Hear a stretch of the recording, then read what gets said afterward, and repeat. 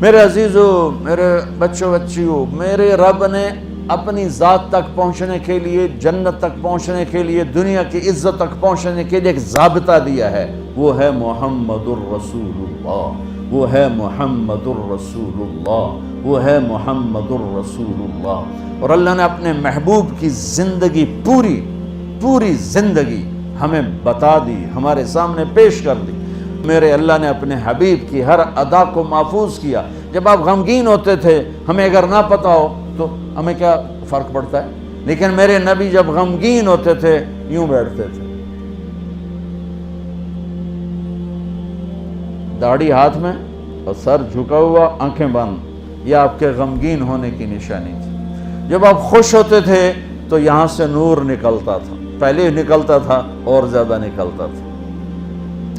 جب آپ ناراض ہوتے تھے، جب آپ غصے میں ہوتے تھے تو اظہار تو فرماتے نہیں تھے، پی جاتے تھے۔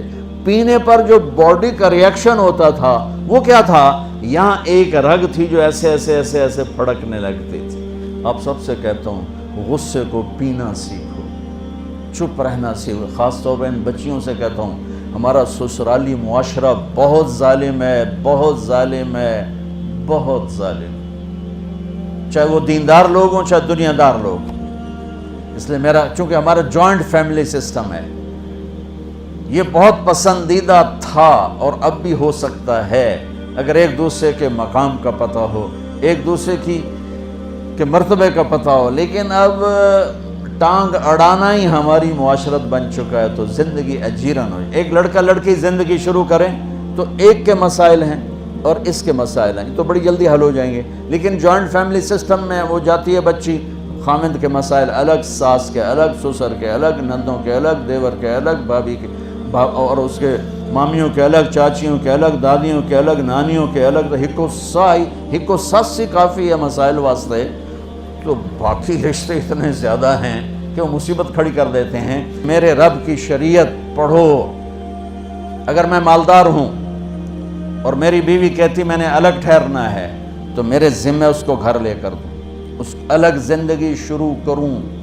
میری بیوی کے ذمہ نہیں ہے میرے ماں باپ کی خدمت، میری خدمت کرے گی، میرے ماں باپ کی نہیں۔ اگر مجھے اتنی سخت نہیں تو میں اس کو کرائے پر گھر لے کر دوں اگر وہ چاہے، اگر اتنی نہیں تو پھر ان بچیوں کا واجب حق ہے کہ گھر میں اس کے لیے ایک کمرہ، ایک کچن، ایک ٹوائلٹ اس کا لازمی حق ہے۔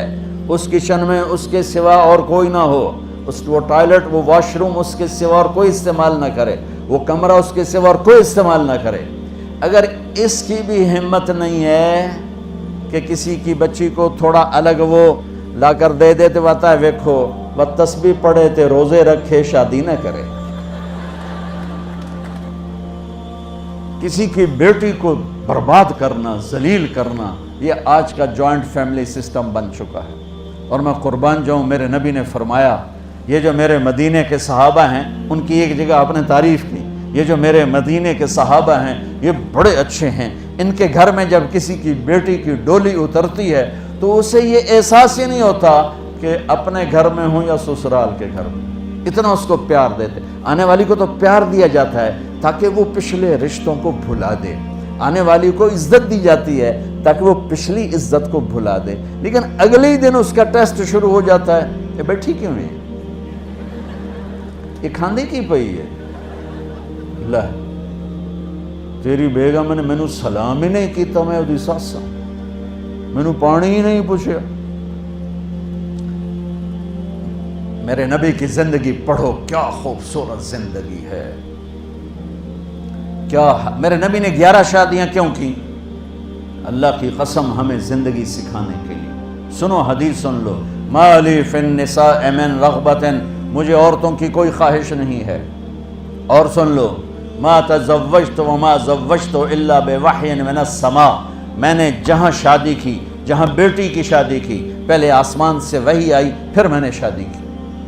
40 سال ایک ایجڈ عورت کے ساتھ گزارے، 2 نکاح میں بیوہ ہو چکی ہیں۔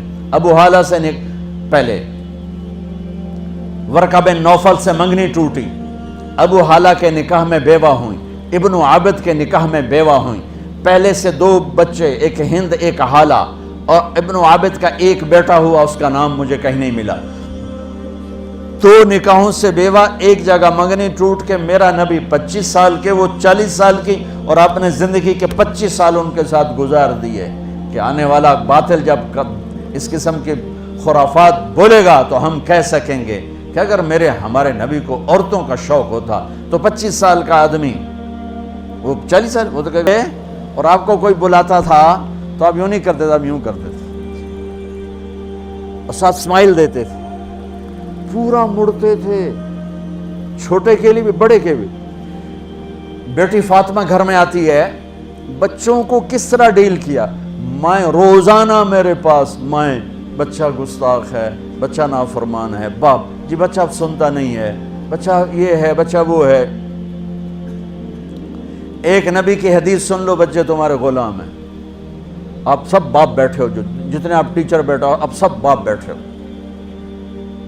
جو مستورات ٹیچر ہیں وہ بھی ماں بیٹھی، اور اصلی باپ اور ماں بھی بیٹھے ہوئے۔ میرے نبی نے فرمایا اکرموا اولادکم، اپنے بچوں کو عزت دو، عزت دو۔ میرے نبی کیسے عزت دیتے تھے؟ حضرت فاطمہ گھر میں انٹر ہوتی، اور یہ حضرت فاطمہ کا آنا کوئی 8ویں دن نہیں ہوتا تھا، گھر کے ساتھ گھر تھا، 2-4 گھر چھوڑ کے حضرت فاطمہ کا گھر تھا، ہر دوسرے تیسرے دن حضرت فاطمہ آتی ہیں، میرے نبی چیئر پہ بیٹھے ہیں، زمین پر بیٹھے ہیں، چارپائی پر بیٹھے ہیں، لیٹے ہوئے ہیں، جو ہی فاطمہ کو دیکھتے آپ کھڑے ہو جاتے۔ سبحان اللہ، کوئی اپنے بچوں کے لیے کھڑے ہوتے ہیں؟ آپ لوگ کلاس روم میں آتے ہو تو آپ کے لیے بچے کھڑے ہوتے ہیں، اور میرے نبی کیا یہ بچے آپ کی اولاد ہیں؟ میرے نبی کھڑے ہو جاتے، اور وہیں نہیں کھڑے رہتے تھے بلکہ تیزی سے آگے بڑھتے تھے، اور جا کر حضرت فاطمہ کا ہاتھ پکڑ لیتے تھے مسافر کے، اور پھر دیکھو مجھے یوں بوسہ لیتے، پھر ہاتھ پکڑے پکڑے پکڑے لے کر آتے، پہلے حضرت فاطمہ کو بٹھاتے پھر خود بیٹھتے تھے۔ تو پھر کیا جنت کی عورتوں کی سرداری مل گئی۔ اپنے زبان کا بول میٹھا کرو، اپنے اخلاق اچھے کرو، اپنا چہرے کو خوبصورت کرو، جو اللہ نے دے دیا ہے، اس کو مسکرانے سے سجاؤ۔ مسلمان کو مسکرا کے ملنا بھی صدقے کا ثواب ہے، اور اس موبائل نے تباہی پھیر دی ہمارا۔ بچہ بات کر رہا ہے اور اماں لگی ہوئی ہے ڈرامے دیتے، ہاں بتاؤ سن رہی ہوں، بکو کیا بک رہے ہو، سن رہی ہوں۔ دیکھو اللہ کے واسطے، یہ فون ہے بھائی، فون ہے، اسے ضرورت کے لیے استعمال کرو، اس کو اپنے لیے لعنت مصیبت نہ بناؤ۔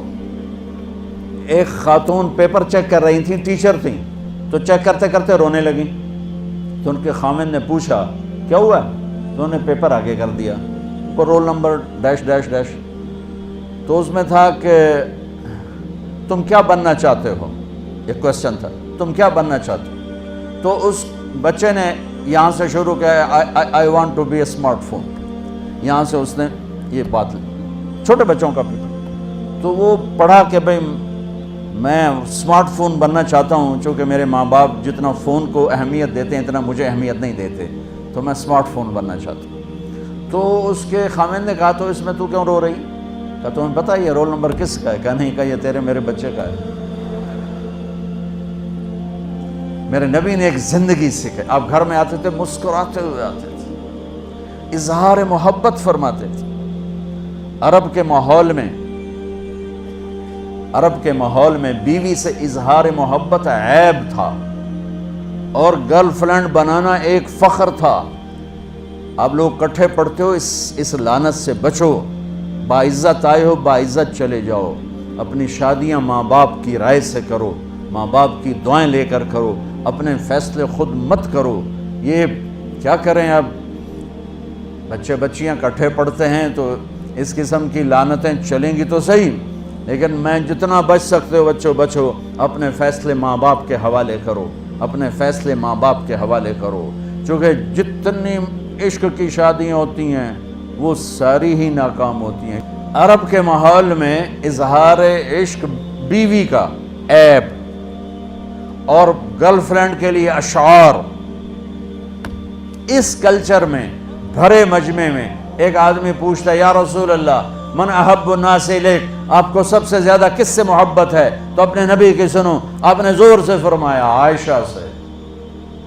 وہ ہل گیا، کہنے لگا ارے یہ کیا ہوا یا رسول اللہ، میرا مطلب یہ نہیں ہے، میرا مطلب ہے کہ مردوں میں کس سے زیادہ پیار ہے۔ تو آپ کو پتہ چل گیا، اس کی نبض پہ ہاتھ رکھ لیا کہ اس کو ہضم ہی نہیں ہوا کہ میں نے عائشہ کا نام لے دیا۔ اب آپ نے کہنا تھا ابو بکر سے، تو آپ نے کہا عائشہ کے ابا سے، عائشہ کے ابا سے۔ آپ اتنے کائنات کا بوجھ سر پہ اٹھا کے زندگی گزاری اور اپنے حسنین کے لیے روزانہ وقت نکالتے تھے۔ آپ کہتے ہو میں ریکٹر ہو گیا ہوں، میرے پاس ٹائم کوئی نہیں، میں پروفیسر ہو گیا ہوں، میرے پاس ٹائم ہی کوئی نہیں۔ تو کیا فائدہ ہے ٹائیاں لگانے کا؟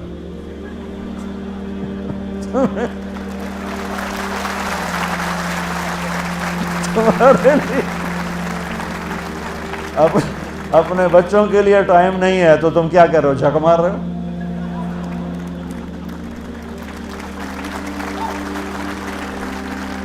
میرے نبی سے زیادہ مصروف کوئی آئے گا؟ بولو، جواب دو زور سے۔ 7 بر اعظم کے انسان اور قیامت تک کے انسانوں کی ذمہ داری سر پر ہو، اور وہ روز بچوں کے لیے وقت نکالیں۔ این اللقا، میرے شرارتی بچے کدھر ہیں؟ روزانہ دوسرے تیسرے دن آپ حسنین کو ٹائم دیتے۔ اب کیسے ٹائم دیتے؟ دیکھو ان کے لیے صرف آپ ان کے لیے ہاتھ بھی بچھا دیتے اور پاؤں کے گھٹنے بھی اٹھا دیتے، ہاتھ اور گھٹنے لیول کر کے، کمر پورا جیسے سواری کا ہوتا ہے۔ آؤ بھائی بچوں اپنے اونٹ پہ چڑھ جاؤ، دونوں بچوں کو اوپر چڑھا کر کمرے میں چکر لگاتے، پھر کہتے تمہارا اونٹ کیسا ہے؟ پھر دونوں کو اتار کے زینب کو اوپر چڑھاتے، پھر کہتے اوپر سے آ گئے حضرت جابر ایک دفعہ کہ حسنین اوپر چڑھے ہوئے تھے، بڑی عالی شان سواری ہے بھائی، بڑی عالی شان سواری ہے بھائی۔ تو میرے نبی نے نیچے سے کہا بڑے عالی شان سوار ہیں بھائی، بڑے عالی شان سوار ہیں بھائی۔ میرا سب سے بڑا سرمایہ میری اولاد ہے، میں نے اسے ٹائم نہ دیا، میں نے اسے یہ سب آپ کی اولاد بیٹھے ہوئے ہیں، سب آپ کی اولاد بیٹھے ہوئے ہیں۔ تو ٹیچر کا رتبہ بہت بلند اللہ نے بنایا ہے۔